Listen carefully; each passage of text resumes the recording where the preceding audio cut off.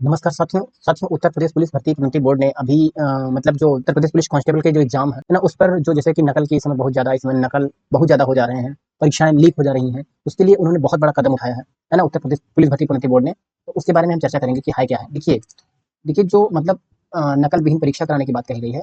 तो इसमें जो मुख्य सचिव हैं, जो मतलब एचसी गोयल ने सिपाही भर्ती परीक्षा के लिए कड़े सुरक्षा के इंतजाम किए गए हैं। उसमें निर्देश जारी किया गया है। कौन कौन से, देखो इसके बारे में एक बार पहले पुनः एक चीज़ें बता देता हूँ उसके बारे में। देखो महत्वपूर्ण परीक्षा का जैसे कुल पदों की संख्या कितनी है, तो 32,679 पद हैं।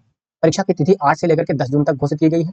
और टोटल मतलब पंजीकृत संख्या है, तो मतलब 28,86,797 अभ्यर्थी इसमें शामिल होने की संभावना है। इतने लोग मतलब हम अप्लाई किए हैं, ठीक है। तो मतलब 1180 केंद्रों पर परीक्षा होगी, लेकिन मतलब टोटल 75 जिलों में 2 पालियों में परीक्षा होंगी। और परीक्षाओं का टाइम क्या शेड्यूल बताया है, 10 से लेकर के 12 बजे तक पहला शिफ्ट होगा, दूसरा शिफ्ट होगा 3 से 5 बजे तक होगा। ये तो हो गई पॉइंट टू पॉइंट बातें। अब देखिए इसमें सुरक्षा एवं पारदर्शिता संबंधी कुछ निर्देश दिए गए हैं। जैसे कि देखिए राजकीय कर्मियों की तैनाती की गई है। परीक्षा केंद्रों पर केवल जो सत्यापित कर्मचारी ही तैनात रहेंगे, ताकि उनकी ड्यूटी रेंडमाइजेशन पद्धति से लगाई जा सके, ठीक है।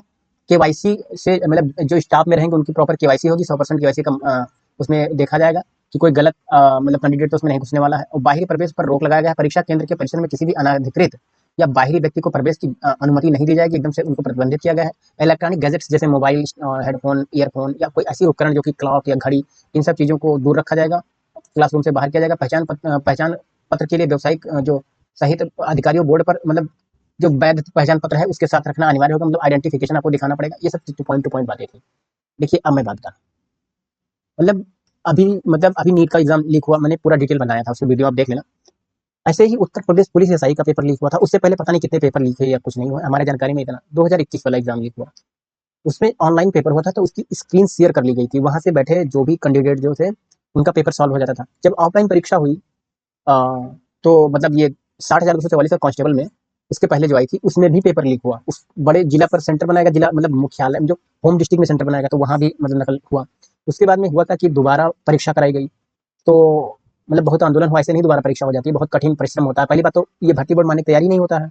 बच्चों ने ही प्रूफ दिया कि ये परीक्षा लीक हुई है, टेलीग्राम पे पेपर गया है, ये है वो है, तब जाके वो माने। बाकी सारी चीज आप जानते हो। ठीक उसी प्रकार से ये मतलब पुलिस भर्ती बोर्ड अपने ये डरा हुआ है। मतलब डरने की बात तो है ही है, क्योंकि ऐसा ना हो कि ये पेपर लीक ही हो जाए। जो इसमें कांस्टेबल का पेपर जो 8 जून से 10 जून तक के लगा हुआ है, इसको मतलब इतनी पारदर्शिता के साथ रखा गया है। इसमें प्रॉपर सीसीटीवी फुटेज के साथ निगरानी होगी, हर एक चीज होगा। इतनी ये तो चीजें हो ही जाती हैं। लेकिन जब वो परीक्षा लीक हुई थी, तो जहां पेपर सेट हो रहा था, जहां से बता रहा था, वहीं से लीक हुआ था, ठीक है। तो ये चीजें जहां तुम कितना भी कर लो, लेकिन जहां से प्रिंट हो रहा है उसको भी ध्यान देने की जरूरत है। तो सबसे जरूरी बात यह है कि जो अभ्यर्थी तैयारी कर रहे हैं मन लगा के, उनके मन में यही एक बहम होता है, डर होता है कि परीक्षा लीक ना हो या कुछ ऐसी चीजें ना हो। तो देखो लीक ना होना, सुरक्षित होना, ये सरकार का काम, तुम्हारा काम है, हम अभ्यर्थियों का काम है। पढ़ाई करना और पढ़ाई करना, बस पेपर देना। बाकी उसकी वो जाने, उनका वो जाने।